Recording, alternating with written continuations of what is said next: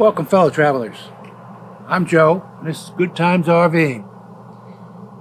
I've had several requests to talk about the remote I installed on my lift.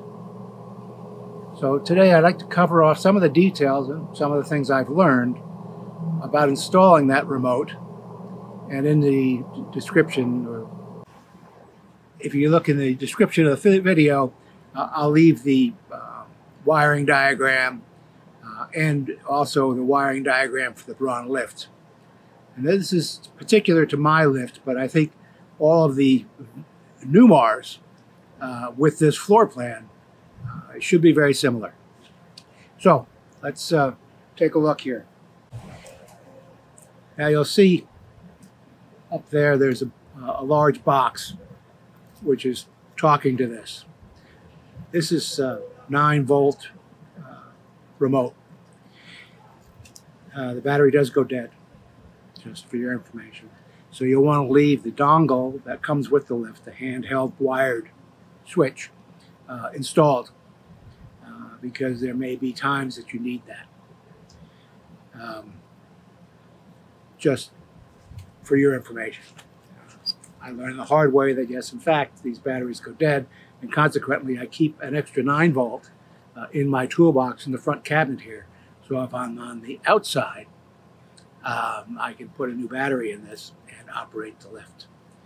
So just one of the things I've learned using this remote with the lift. The other is installing the lift. Essentially, you just wire it into the existing dongle wires. And that way you maintain your safeties. And I'll show you where all the safeties plug in, a little insert here. That's where all the external safeties hook in. The one problem that I had was with the gear shift. That safety coach, in my instance, has to be in park for the lift to operate. The ignition has to be off for the lift to operate. And there's a number of other things that have to be in place for the lift to operate. Those are all run through this set of wires. Now there is a way to avoid all those switches, and I was given this device to plug in to there, which eliminates all those external safeties. And the way that came about was I just picked up the RV. I was driving back from Indiana, and I was in a campground in Pennsylvania somewhere.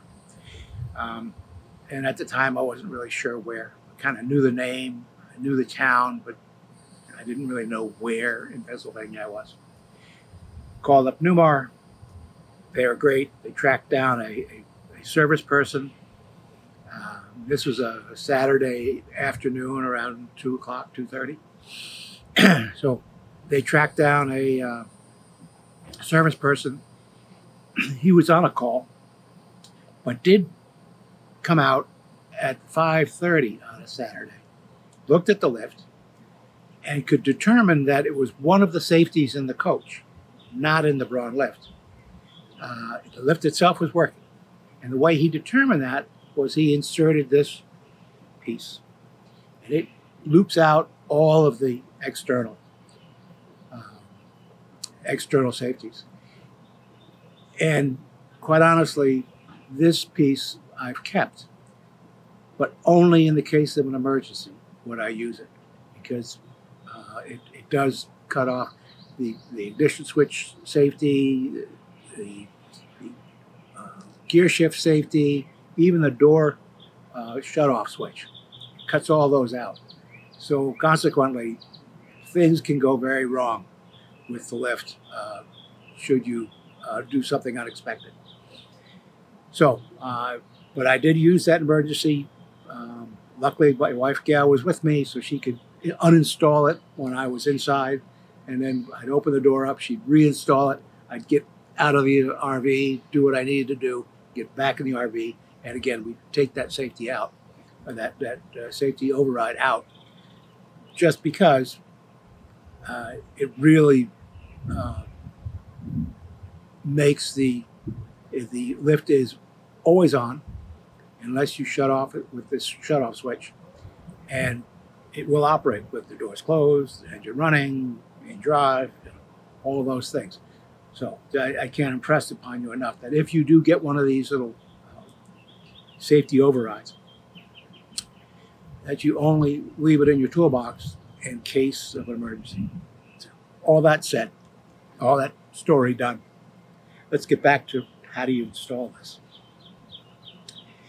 The lift, you'll see this large box. I'll show it on the screen here. A large box has all the controls in it, and the back side of that, you'll see here this little twist. That whole back side comes off, and the way you get at that stuff, all the internals of the lift, is you take this panel out. And the way you get at that panel, in my coach, and probably all the Newmar handicap accessible floor plans, is underneath the sink. You take this panel off, then you can take the other panel off, and then you have access to the back of the lift control. And then it's a very simple process of just following the wire down and then hooking it up to the dongle wires. And you just essentially tee into those dongle wires, and essentially this then operates those circuits as well as your dongle operates those circuits. And this operates just like the dongle does, with all the safeties in place. But you make sure that you do it that way. And that way you are safe. And if there's one of those switches are opened, the lift will not work. If the ignition key is on, power to the lift is off. If you're in anything other than park on my coach, lift will be off. If the door is closed, this door is closed, I'll show you a switch here, the power to the lift is off. That way, even if you extend the lift, when this door is closed, lift will have no power. So those safeties are important. It's only the time that you get stuck somewhere in your middle of nowhere that you want to maybe override those just to get to where somebody can work on the lift. So hopefully that makes sense to you. So consequently, I'm very pleased with this. It's worked out very well, Lodar. Oh, and the other thing is that to get this installed, Braun won't do it, and Newmar won't do it, because the risk for them, the liability, is just way too high. This lift is designed to have an attendant, not to be operated by itself with just the rider, if you will, operating it remote. So Lodar may help you with the wiring, but again, look in the description of the video. You'll find the wiring diagram and the wiring diagram for this lift. And hopefully that helps, and that answers a lot of questions. Certainly, you're welcome to comment. I'll help any way I can. I had a mobile tech come. He was good with electronics. And he finished this in maybe 45 minutes. Once we figured out how to get access to the back of the panel, it was very straightforward. Pull the panel away, undo the back of the control box, lift that up. You can find the wires just by following the dongle wire into the box. You tee into those, and then you're set. Put in a battery, and you're ready to rock and roll. Hopefully that's useful.